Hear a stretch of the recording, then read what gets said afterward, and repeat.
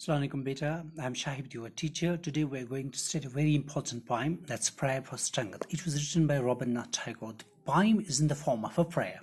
The poem is in the form of prayer. It's written by Rabindranath Tagore. We all know Rabindranath Tagore is one of the greatest Indian minds. He has been a poet, a writer, a philosopher, a critical thinker, and a patriot.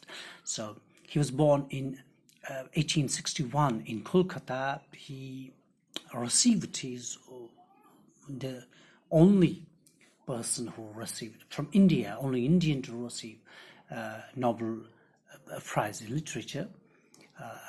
He's very famous for Gitanjali. So he's the man who wrote India's national anthem in 1913 and was awarded the knighthood by British government, later returned that knighthood as a protest against what happened in Jallianwala Bagh. So let's not go deep into his biography and just concentrate ourselves on the topic of the day. The poem is in the form of prayer, where the poet implores the God to make his heart strong enough to bear the joys and sorrows. He also prays to God to grant him the strength to help the poor and make his mind free from everyday issues. At last he prays to his Lord to give him the strength to submit his whole being to his will. So the poem is in the form of a prayer where the poet implores the God, requests God, give some certain things which we're going to discuss in the lines that follow.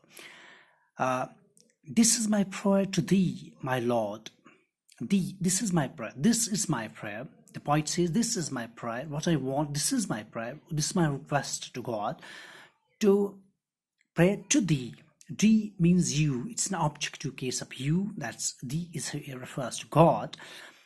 Oh, is a direct conversation between him and the God. It's actually the poet actually directly communicating with the God. This is my prayer, O God. Strike at the root of penury in my heart. Strike at the root of, remove the penury in my heart. What's the penury in my heart? Penury means extreme poverty. The literal meaning of penury is extreme poverty. So penury of the heart means a heart which doesn't contain love in it. A heart which doesn't, because all we know, love heart is often known for love, containing love in it.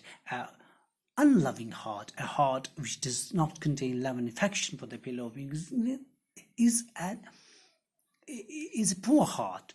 So the poet asks the God to strike, to remove such penury, the extreme poverty in his heart, and give me the strength lightly bear the joys and sorrows, and asks for the strength so that he can bear the sorrows, because sorrows often cause the man to break down, and joys, because joy sometimes, when somebody is overwhelmed with success and joy, it has the tendency to of every potential of making the man prideful, boastful, and insolent. So he asks God the God to give him the strength so that he cannot be prideful. Over the joy, excessive joy, does not make him frightful, does not create new diseases in his heart, and the sorrow does not cause him breakdown.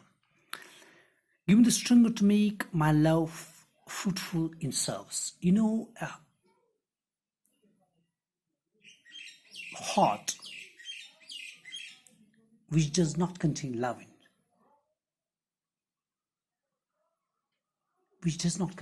in it, cannot be expected to be helpful to the people around you. So he wants the God to channelize his love, the love that the God bestows would be channelized into a sort of service for the fellow human beings. Give me the strength now to disown the poor and bend my knees before the insolent might. So give me the strength to not to look down upon the poor, not to demean them, not to derogate them, not to look them as small, something like that. So not to disown them,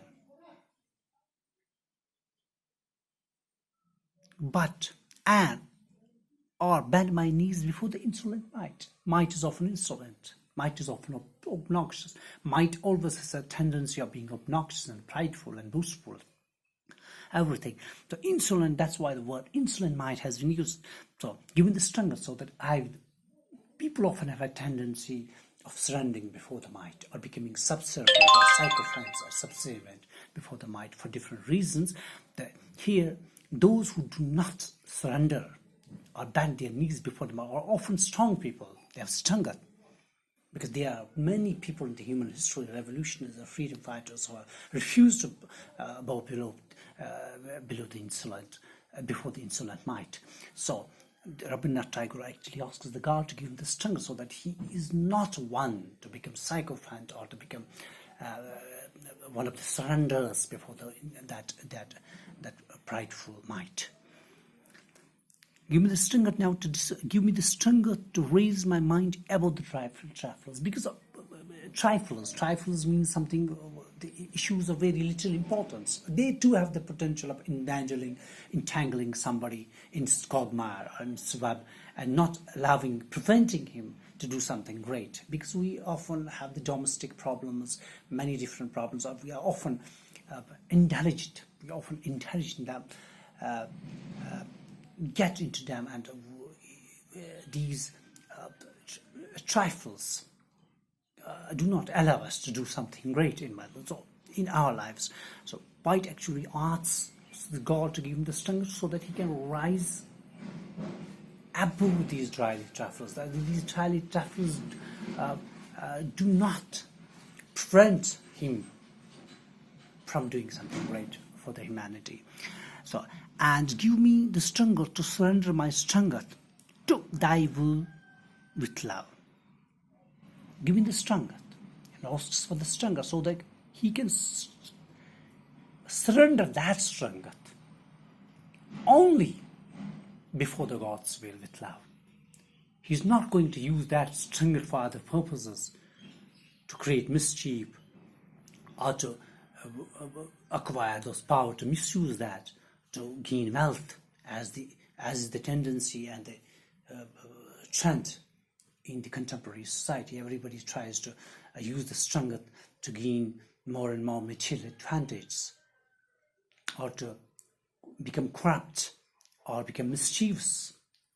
So he asks the strength, and also the strength to use that strength, or to surrender that strength to God's will only. That means he's going to use the strength to do the things that God likes. So it's enough for today. I hope all of you understood this. Inshallah, we will be doing its exercise tomorrow. Till then, Khuda Hafiz.